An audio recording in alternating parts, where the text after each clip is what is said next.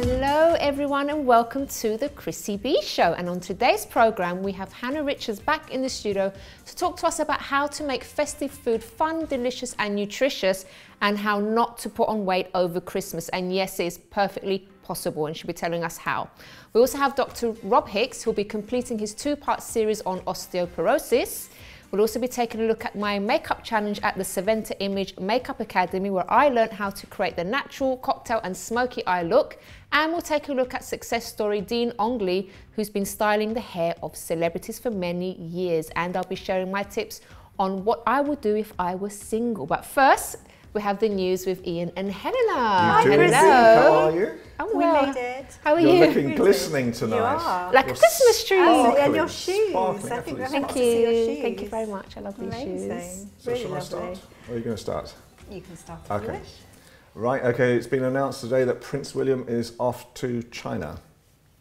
But young You really Kate... sound like a proper newsreader. Well, you are a proper newsreader, but you know when you just sit there in front of the screen. I do a In great his American style. cut glass action if you want me to. He's off to China in February. Yeah. And he's there to actually go out and promote British businesses as well, hopefully, apart from himself and young Kate, and good relationships. We may be out at the same time, strangely enough, as well. So we might all bump up in Shanghai. You know, we could just imagine all queuing up for a Chinese, can't you? The Duchess of Cambridge won't be there, obviously, because she'll just be about to give birth. Yeah. Something like that. But hopefully he will make good relations, because, I mean, wasn't it? Will he be back in time? Yes, He'll of be course back he in will. time. Okay. I think he's only there for 3 days in China and 3 days somewhere else, so it's a quick whiz in and whiz out. But Prince Harry, lovely Prince Harry, back from Oman and Abu Dhabi. I mean, he went to Oman to, again, good relations, but Abu Dhabi for the Formula One, which is exciting. So, no, I won't say it, but... No, don't watch it. You don't watch it. Do you watch it? No, I don't watch it. Do you sure, watch you it? must do. I do sometimes. When I do watch it, it's great. know. I mean, Lewis Hamilton, fantastic. I mean, fantastic for us. It's his second world champion, which is good. And Prince Harry was seen hobnobbing with all the stars and chatting to Jerry Halliwell. I think they're very good friends. And seen on a yacht celebrating. You know who's smoking the fruit cigarette things? You know, the bongs? No. They're the fruit nicotine things. Yeah, he was spotted smoking those. But they're really, really bad for you. Something like one stock smoke, whatever it is like 100 cigarettes. Is it? And it's got carbon monoxide and everything. It's really strong. But anyway, I mean, he's been having good fun. So he's been doing good and obviously partying on the yacht and meeting loads of people. And there's another birth. No, stop it, Ian. There's another birth. Who? And it's very close to our show as well. Is it? It's very It's close. not me. It's not you. It's not me. Jonathan Farl, our business advisor. His wife is expecting a baby today. Oh, is it today? It's today. Oh, hang on, that means she's late then. Yeah, it is today because I bumped into him at a business show today, and he was giving a lecture and kept his mobile phone on buzzer. Yeah. Congratulations. For the birth. We'll have to have some pictures of the baby when he or she comes along. There'll be a new Definitely, yeah. Oh, lovely. that's why he hasn't been on for a little while, by the way, guys. Jonathan. Oh, that's nice. It's lovely. So what I find really funny is Black Friday. Oh my goodness. Amazing, absolutely amazing. I thought the shot of you getting crushed this morning in the queue. It was me. It had the television land on my head. I think there's absolutely madness. So Black Friday, so I didn't quite understand it because it's come over from America and it's after Thanksgiving that everyone rushes out and starts their Christmas buying and everything's reduced. So it's a bit like our Boxing Day. Yeah. But it's gone completely bonkers. So it's panic buying and I just, to be honest, I haven't been to the shops in a while. Madness. But I know that, especially in the north, I haven't been for a while. It's probably a good thing. You are getting out sometimes, aren't you, Chrissy? I'm planning to go next week, to be honest. But you know, at the end of the day, I think everyone's gone into this mass madness. Oh, I've got to go out and buy. I've got to buy. But just because there's a reduction, and it's. But there's always discounts and reductions anyway. I don't see it's not exciting anymore. It's not because every day there's something. Yeah, exactly. But there was a lady that had gone out and was going to get presents, and she bought a Hoover. And she was there saying, oh, I bought this Hoover, but actually I'm going to take it back. Because it's this you get into this frenzy of I can't things stand for the sake the of shops buying when there's things. sales and stuff, to be honest. I won't go. I'll just I don't like the crowds. I get annoyed with clothes all over the floor and stuff like that. They should open early for you, like they do for the Well, royals. I haven't requested that before, but maybe I should do that. It's about time. Ask again. You're well known enough now to actually have that VIP treatment. Come on. Maybe you can put a good word in for me. I'll put a good word in. Of course, with one of the stores that we can't name. Yeah. Okay. Yeah, definitely. So there's a great UNICEF project at the moment. I'm trying to get my mind around it. It's called Imagine. So it's obviously John Lennon's song Imagine. So all the stars and models, Suki Waterhouse, Idris Elba, you name it, are singing a line from the song. But it's a way as well, using an app that everyone can join in, so that the public, so they're getting thousands of people to sing a line. They're going to then join it all together to make the biggest choir possible. Wow. There's also a way of doing it that people can actually upload themselves into the video, which is quite funny. That's cool. Yeah, so you're singing along with all the songs. But it is also for the Convention on the Rights of a Child, so it's an international agreement, so it's recognising the needs of children. Yeah. So it's a good thing. Yeah. But it's fun, isn't it? Yeah, it's nice to sort of anyone can get involved as well. Yeah, I think it's fabulous. It's really good. So now we're approaching Christmas. Yes. Goose is getting fat. Absolutely. So am I. And do you know, I'm already. Ian. Do you know what I've done? Like, I have way to go before Chrissy, Christmas. I have been so good. Don't go me like that. Just give me one of her looks now. We have two experts sitting over there, so they can tell you if you've been. Why did you bring me on a night with all these people in there? For goodness sakes, let me have some dignity left in life. And I have honestly been trying so hard. Okay. But this story is probably there's nothing, you can't laugh at people's woes to a point, but this lady was inspired. She's lost story as well, though, 20 stones in weight in just over a year. Wow. And the reason why she lost the weight was that she was can you imagine it, her in-laws' house, and she goes into the bath to have a bath, and the bath collapses. Oh God.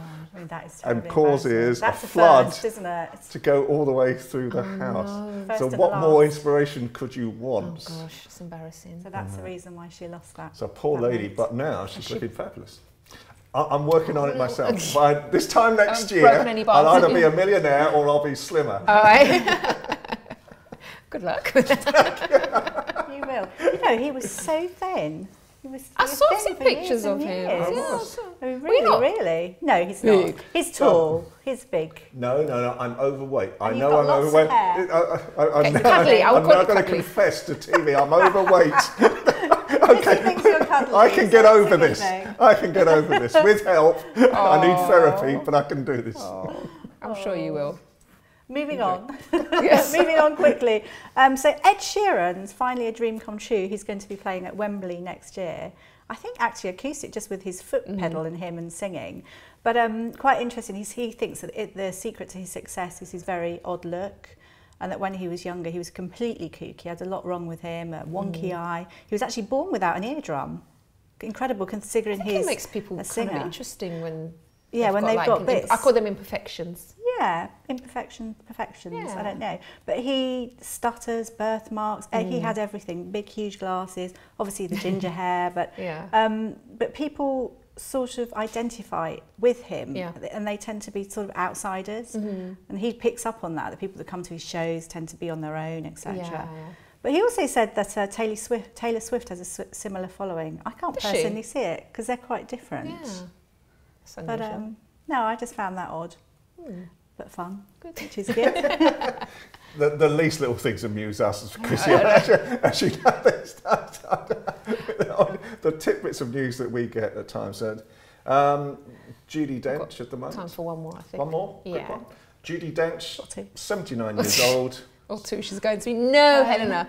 No. Okay. Can I get this one out? No.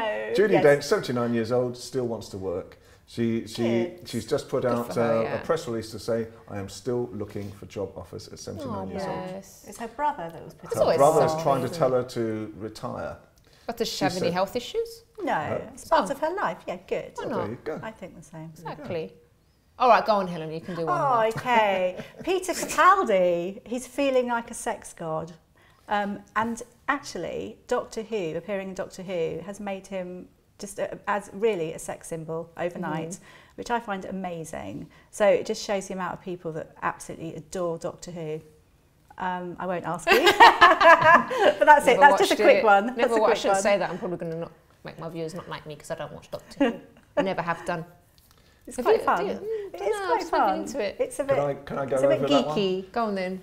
I worked with Doctor Who. I did Peter Capaldi's first movie. Oh. It was in Glasgow. It was filmed. It was all filmed in Glasgow. Yeah. He's what were you doing? Nice Taking photographs. Yes. I was doing the photographs at the time. Oh, yeah. okay. I have to go now. Thank you, Okay. Ian. Bye-bye. Thank you, Helena. Not me. Sorry, you have to go. Not me. I'm staying. Thank you. Thank you so much, and we'll see you again next time on the show. Okay, so after the break, we'll be speaking to our resident nutritionist Hannah Richards from Move 360 about how not to put weight on over Christmas.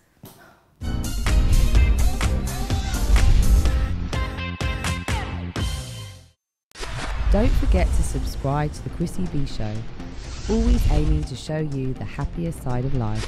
You can find us on YouTube, Facebook and Twitter.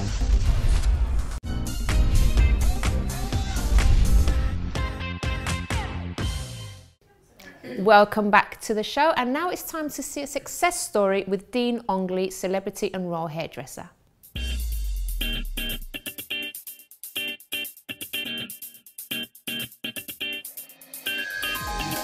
Hello and welcome to one of the most famous hair salons in London, belonging to Dean Ongley. Dean is a royal hairdresser and has worked with celebrities all his life.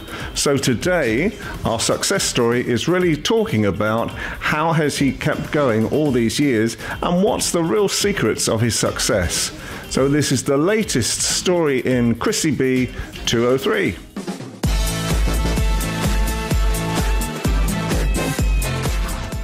Having worked in Belgravia, South Kensington and now Mayfair, all the exquisite, fashionable and wealthy influential areas in London, fashion drove me as a youngster to want to stay in London and work in London, and being involved from Belgravia becoming an experienced stylist into South Kensington, where it was slightly more intimate as being a village area. It was very trendy, very on the edge, and now back into the heart of Mayfair, right on top of Bond Street, and London's having a new insurgence of fashion again, like it did when I first started, which was in the 80s, with the changing from punk music into the flamboyant young romantics. It was all going on. London was the centre, and I think it always has been the hub. It always changes.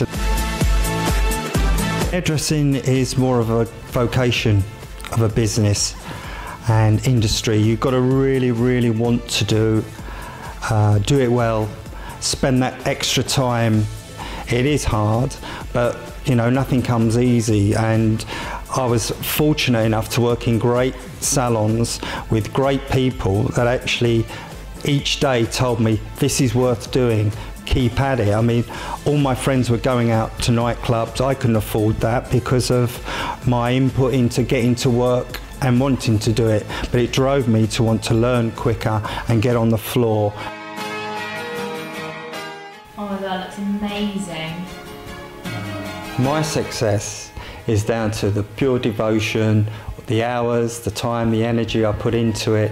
It wasn't all down, it wasn't always hard going. There was some great times, great moments, but at the end of the day, if you put in that time, you put in that effort, you will get the rewards and get the success I have shared.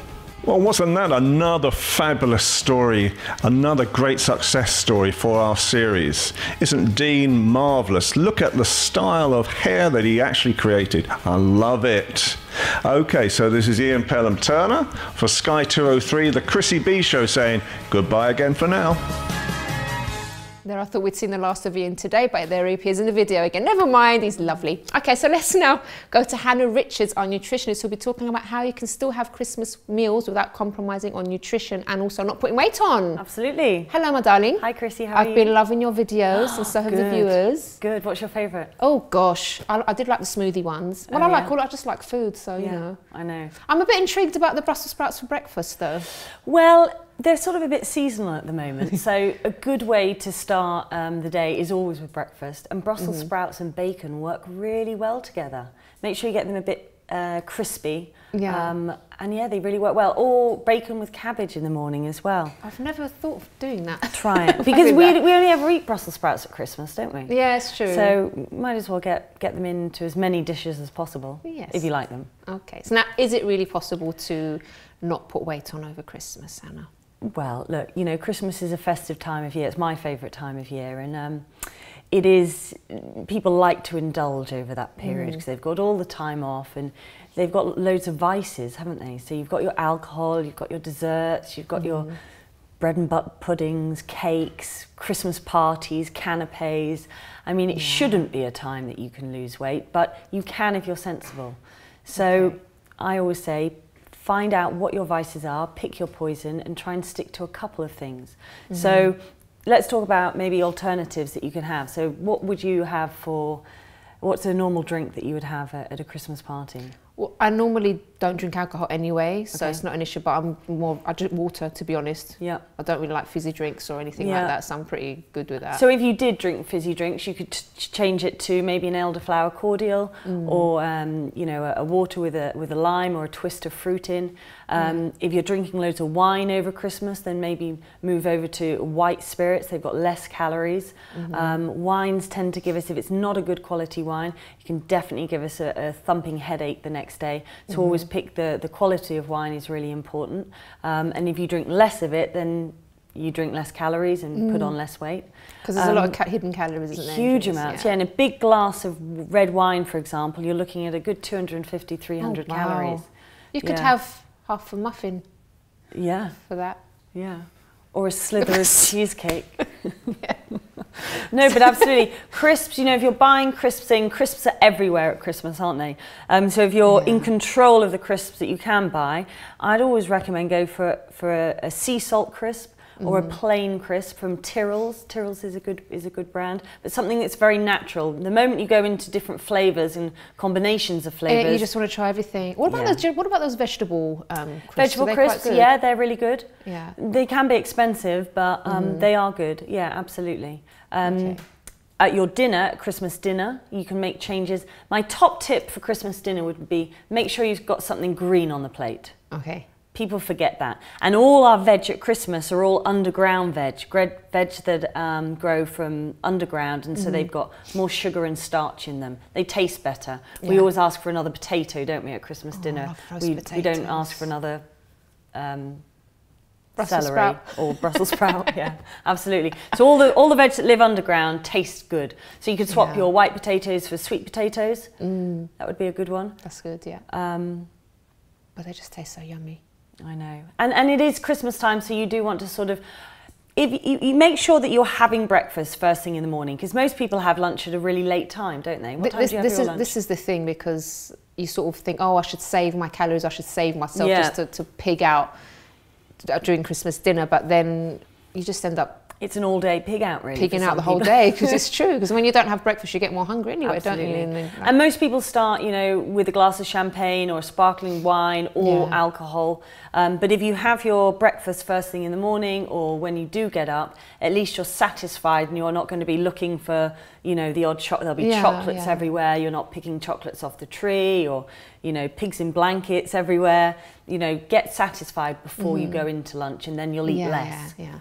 Now, what I did, because I know it's definitely possible to lose weight over Christmas, because I did it last year, because I was on my fitness regime. Yes, you did. Still in the process, and I was really paranoid about sort of spoiling everything over Christmas, so I was so strict, and I still had a nice time, and I ate like lots, but I piled my plate with, I had breakfast, piled my Christmas plate with vegetables and stuff, had a bit of meat, and I was fine, and I actually lost weight that week, and I couldn't believe it. Yeah. I would have been happy to maintain my weight. But I managed it. I think first time ever. I usually put on a few pounds. Yeah, and then you go into the new year feeling good about yourself, as opposed to be feeling run down, maybe having a cold, feeling a bit ill, and starting 2015 in a worse place than. And I still had desserts. I just picked little bits of each dessert, so it just kind of made one instead of having like 3 or 4 different man-sized portions. Yeah, absolutely. Normally there's a dessert and there's Christmas cake, isn't there? So you could, or brandy, butter, or the pudding or something like that. Pick one, take one, and be satisfied. We all know what it tastes like, doesn't it? Don't we? Yeah, exactly. So you know, it's not like it's a new thing, and there's always going to be another party and another Christmas So if you really want to look after your health, just be a bit, you know, circumspect as to, are you going to have alcohol? Are you going to have dessert? Are you going to have starters? Are you going to eat the canapes? Because I think if we're honest with ourselves, most people are full before they get to Christmas lunch. It's true. It's true. It's not just the Christmas days, it's like all the parties and the run-up and the visitors and everything like that. So it just gets like really out of hand. Yeah. And Christmas parties as well, you know, as soon as December hits, certainly all my clients at work, they're booked up all the way out through December with Christmas parties, and that means mulled wine, which is full of sugar, mince pies, full of calories, canapes, pastry bits. So you're doing that 3 times a week. You know, that's crazy. So it's about just being, you know, saying, right, I'm going to drink once a week or just twice a week. I'm not going to have the canapes, or I'm going to eat before I go out. Okay. If you eat before you go out, you're less likely to pick. Now, Hannah, just before you go as well, we've got about a minute left. People also tend to kind of after Christmas dinner just like collapse and fall into a coma. Any suggestions? Any suggestions on sort of maybe some moves, some exercise to do? Like? You know, I think the best thing is a good old family traditional walk. Walk it off, get outside. You know, we do all collapse in front of the TV, but you know, you'll feel worse for it. Just get some fresh air. If the snow's falling, go and have a snowball fight, do a lap around the garden, walk to the village church, whatever it is, but do something. You know, do something. Keep moving, don't make just you feel a little bit better. All right. Hannah, it's lovely seeing you again. Thank you so much for the lovely advice. Thank you. Okay, so do stay tuned, because after the break we have the lovely Dr. Rob Hicks with us.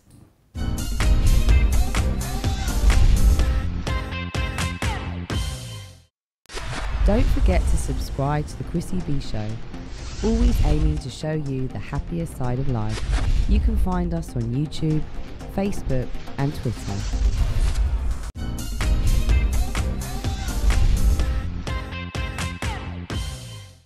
Welcome back to the show. So we're going to go across to Dr. Rob Hicks in just a moment to continue with the subject of osteoporosis. But first, let's take a look at this video at the Cinnamon Club.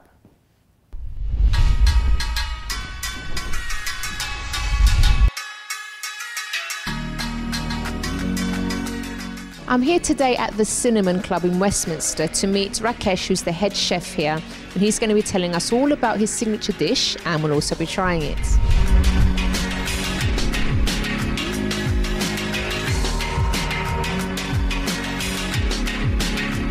I'm here with Rakesh, who is the head chef at the Cinnamon Clubs. Hi Rakesh, thanks so much for speaking to us today. So you've been working here for how long now? Almost 11.5 years now. Where did you actually start your cooking? I started in southern part of India because that's where I come from. I learned a lot from my mother because she still is a very good cook. So a lot of times it was very unusual those days. I mean, spending time in the kitchen, especially back in the 90s. But I used to spend time in the kitchen, see what my mother did in the kitchen, how she cooked food. Got inspiration, a lot of inspiration from her. And also, you know, we used to, during our younger days, my sister and I used to go through recipes in magazines and books, and we used to try them out in the kitchen. I wanted to do something different. I didn't want an office job. I didn't want a sit-down job, 9-to-5 job, sitting in an office. So that sounded something adventurous. I mean, that's probably the reason why I wanted to join the army as well, because I wanted something adventurous in my life. So this sounded like an opportunity because I loved cooking. I hadn't, till that point, I hadn't considered it as a profession. So it was more like a hobby to me. So now you're head chef here. What's your signature dish here? Red deer. We started using red deer in the menu about 12 years ago. And since then, it's been on the menu. The accompaniments have changed. The type of the cut of meat that we use has changed as well. But it's been on the menu ever since. And it's got lots of different awards as well. But that's an iconic dish right from the beginning. Okay, Rakesh, thank you so much. And we look forward to sampling your dishes. Thank you.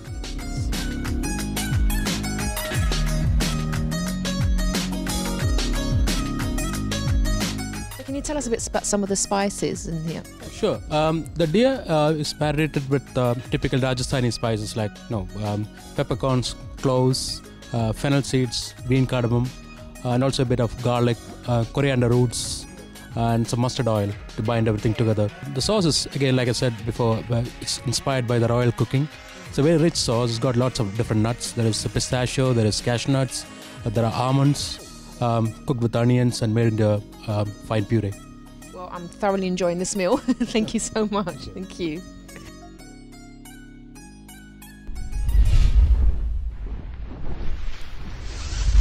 Okay, so now it's time to talk to Dr. Rob Hicks about osteoporosis, part 2. Part 2. You remember on the last programme we talked about how osteoporosis is essentially thinning of the bones, putting them at risk of fractures. And that's the problem. Osteoporosis per se, as we said, isn't a problem. It's all the bone fractures, the breaking bones that causes the problem. So tonight we're going to talk about how you can protect your bones and reduce your risk of suffering these. And like we said, it could be any age as well. It's not just people think it's older people, and people often think, as we were saying, that it's only women.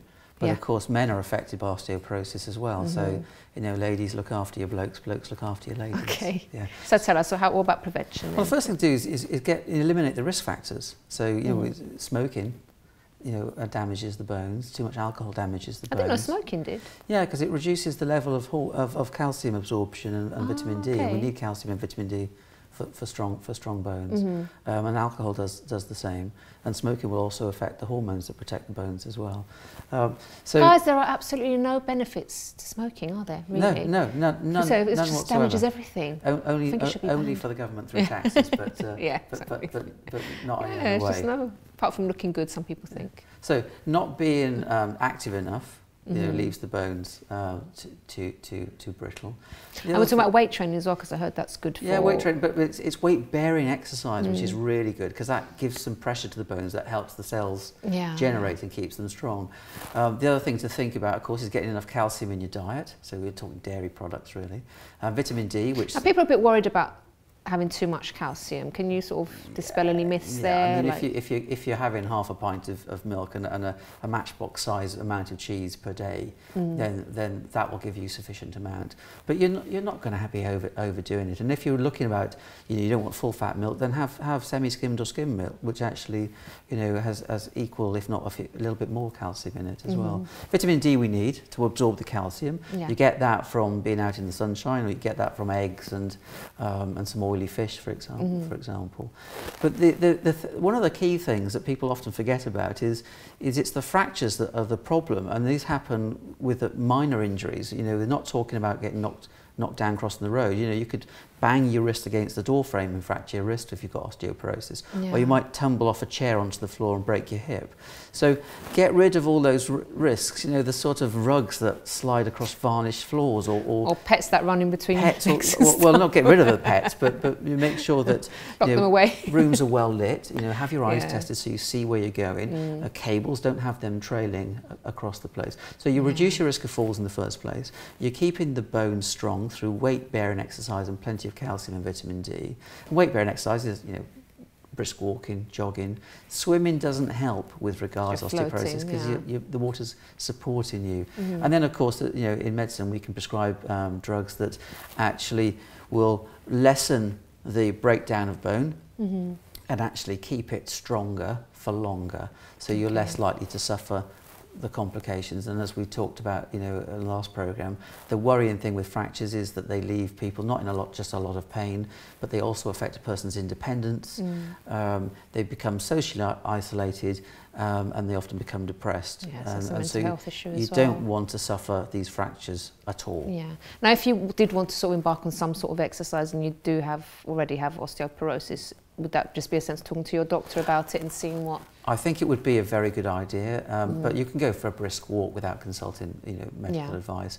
The idea then is making sure maybe not the extreme sports. Yeah, not the extreme stuff. I mean, don't go doing some activities you've done on the program where you're at risk of you did the parachute jump and you're at risk of landing bang.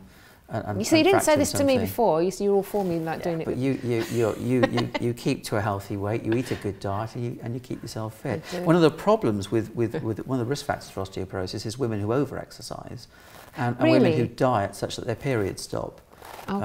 Because for the same reason as women who go through the menopause are more at risk, because they're not getting the estrogen that protects the bones, and that's why we see a rapid fall off in bone density after the menopause. But also, if a woman's period stops for 6 months, through those reasons, the over-exercise and the excessive dieting, then you're not producing the estrogen.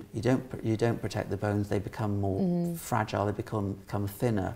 You know. See, that's something I keep telling my sister, because I really think she overdoes it. She does like so many, like she can do about 2 classes in a day or 3, and then go to the gym as well. And she's always so active. And I tell her, slow down. You're doing too much. The question to ask your sister is whether she's still having regular periods. If the exercise is stopping those, then she's putting herself at risk of osteoporosis at an early age. Because she does ache sometimes, like her joints hurt. Probably just overdone it. She hasn't warmed up properly. So it's all in you have to do things in moderation at the end of it, don't you? Yeah, I mean, the key thing with osteoporosis prevention is you remove the risk factors, those that you can. Obviously, you can't get rid of your family history of osteoporosis, and you can't stop getting older.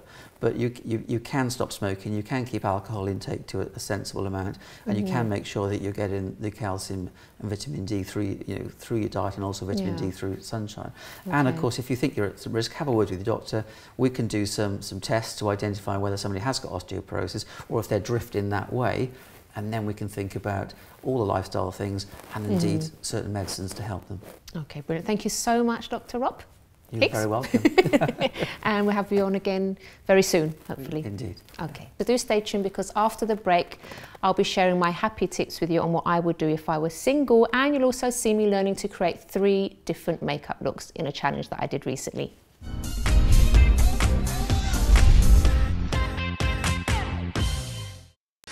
Don't forget to subscribe to the Chrissy B Show, always aiming to show you the happier side of life.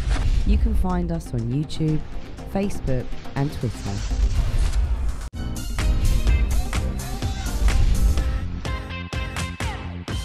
Welcome back to the show. So now it's time for my happy tips, and the subject I've chosen today is things I would do if I was single, because I know some single people treat single life like a death sentence, and there's no reason to do that, because you can be happy being single too. So here's what I would do. First of all, I wouldn't compare myself to other people. So if, for example, all your friends are in relationships, don't let that make you feel worse about yourself, because I believe your time will come as well eventually. So don't compare yourself. It makes you feel worse. Don't think that there's anything wrong with you. If there are things that you can improve, for example, like, if you need to lose a few pounds or if you need to get fitter, go ahead and do that, and just stop comparing yourself with other people. Number 2, I would invest in myself. So basically, you should be a good catch. So what do I mean by that? Say, for example, you have a lot of debts. So this is a perfect time to kind of get rid of them and work on, to clearing those things and getting yourself established first. Because I know there are people that wait till they're in a relationship because they think, oh, once I'm with someone, that person can help me pay for this and help me clear my debts. I think that's really unfair. So make sure that you deal with all those things first, and work on that in the meantime until you meet someone. And also you can do things like, for example, learning a new skill.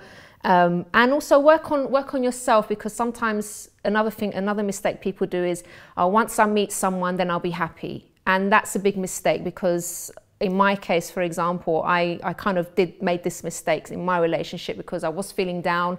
I thought that having a relationship I would be happy, and in the end I just messed up the relationship, and I made my boyfriend's life hell because I was depressed. So I should have sorted myself out first, really, although he did help me in the end. But don't expect someone else to make you happy. Be happy within yourself first. So my next point, something that I would do if I was single, is enjoy my single life. And I don't mean by that you should go and sleep around with everyone, because I actually think that makes a person feel worse sometimes, because probably you're looking for a companion, not just someone to sleep with. So what do I mean by that? Go on holiday with your friends. You can rest. You can do things maybe that you may not have had time to do if you were with someone, because actually being in a relationship does take up quite a bit of time sometimes as well, and you don't have that same freedom and that same time to do the things that maybe you would love to be able to do. So use that time effectively. The next point I would say is, don't lose hope or be anxious. And this is what I say to my single friends sometimes that are sort of getting older and they think, oh, you know, I haven't met the right person. It's funny, but when you do meet someone that you're compatible with, it's like you've been with that person for years and it doesn't feel like you've waited that long. It's like, I don't know, time has a funny way of kind of redeeming itself in a way when you're with that person, because you have so much in common, you get on so well, and it's like you've known them for ages anyway. So don't be anxious about that and jump into wrong relationships just because maybe you're getting older or you miss being with someone. And that actually took me on to my next point with don't rush into a relationship because, you know, because of what you feel as well. So maybe you meet someone and you know you feel those butterflies, and you know this person, if you really think about it, they're wrong for you, especially, for example, if they're already in a relationship, if they're married. You know that is the wrong relationship because of what you feel. You think, oh, I'm going to go for it and I don't want to be alone anymore. In my opinion, that's just wasting time. If you're led by only what you feel for a person, that's probably going to get you into trouble, because sometimes we make really bad decisions if we just go by what we feel, and we need to use our brain more and really see if the person's right for us. And I would also say, go up to the person. So if you have found someone that you know you like, you're compatible with, that you can see a future with this person, maybe they haven't told you that they liked you, but you get the kind of feeling they might, I would just go up to them and ask them out, as I did with my husband. So I saw something in him. I saw that he was really mature and he was a gentleman and he was really a nice person. I could see that in him. So I just basically told him that I liked him. And we've been married now for almost 17 years. So go for it. And even if you get turned down, he turned me down. First of all, he just said he saw me as a friend and that was it. But he changed his mind 2 weeks later. And then we started going out. So there you go. And you know, if the person does say they don't like you, just move on. It's not a big deal, but at least you tried. At least you jumped at the opportunity. So that's my advice for you single guys out there. And like I said, don't see it as a death sentence. Enjoy your single life, and I'm sure you're going to meet the right person soon. All right, so let's now go to my makeup challenge at Saventa Image Academy.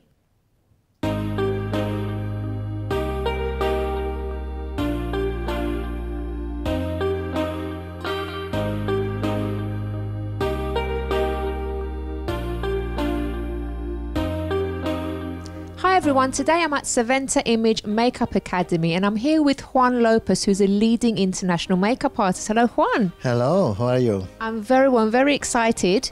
Actually, we've already done the makeup, as you can see. Now Juan taught me how to do one side of my face and I've done the other. And we've actually done 3 makeup looks today, haven't we? Yeah, we did the natural one, we did the cocktail or afternoon with eyeliner, and we do the smoky. And she did very, very well. Very well. Thank you. I had a very good teacher here today. And so now we're going to go back and show you the different stages and steps you need to take to get these same looks.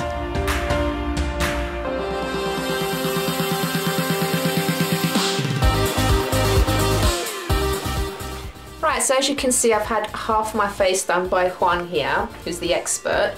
And I'm going to attempt to do the other half of my face under his careful supervision. And now you take a little bit the primer. And you put just in the areas you have a little bit more. Yeah, so I'm a little bit oily here and here on my nose, so I'll put some. You don't need to use a lot because it's very strong primer, just a little bit. Now we go in with the foundation, with the concealer. Okay. I mix a little bit like a yellow tone with a little bit orangey. Orangey is the mean you have a little bit pink. Brushes is very good. Sometimes I use brushes. But when I do the brush, and then I finish with my fingers or with a sponge for setting.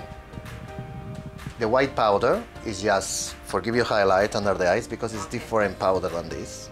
And that is more for setting your foundation. But you're doing good, like it.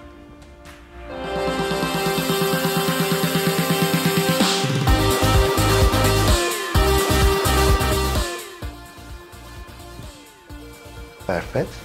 This is the natural look, just with a little bit in the root of your lashes, is to open your eyes, and just with a little bit mascara. She's not wearing mascara at the moment, but with a little bit mascara, she can be perfect for daytime. It's very good therapy in the morning. You smile already, and you put, perfect. Right, you did a line, didn't you? Yeah. Bottom lip? Yeah.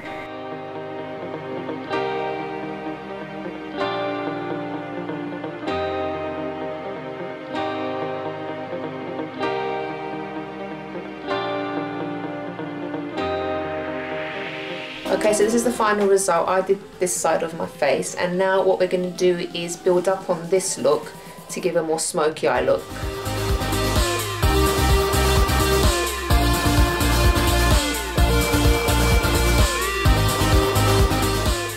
Okay, so this is the final of the 3 looks that we did today. I've done this side of my face, and I really like the end result. What do you think, Juan? Yeah, it's perfect. Almost better than mine. Almost. No, but you do very well. It's very, very good. Thank you, sir. And I learned a lot of useful tips as well for myself, which is great. Thank you. Thank you. So, Juan, how long have you been a makeup artist? I have probably more than 20 years. Well, I achieve in different ways because what I like, well, first of all, speak English. This is my first achievement here in London. And as well, all the difference. I was working in different brands in London, in here. I know almost all the brands, the stylish one and the fashion ones. I did a lot of fashion shows. I did a few shorts movies. And tell me, Juan, what is it that you love the most about doing this line of work? Well, what I like it is when I finish to do the makeup, is the look in the face of my customers or my students and see happiness on them and confidence is what I like it. Thank you so much, Juan. You're a great teacher. Thank you very much for a lovely day. For letting me do your makeup and teach you. Thank you. I'm here with Jeff Ewan-Gow, who's the business manager here at Saventa Image Makeup Academy. Thanks very much, Jeff, for a lovely day, first of all.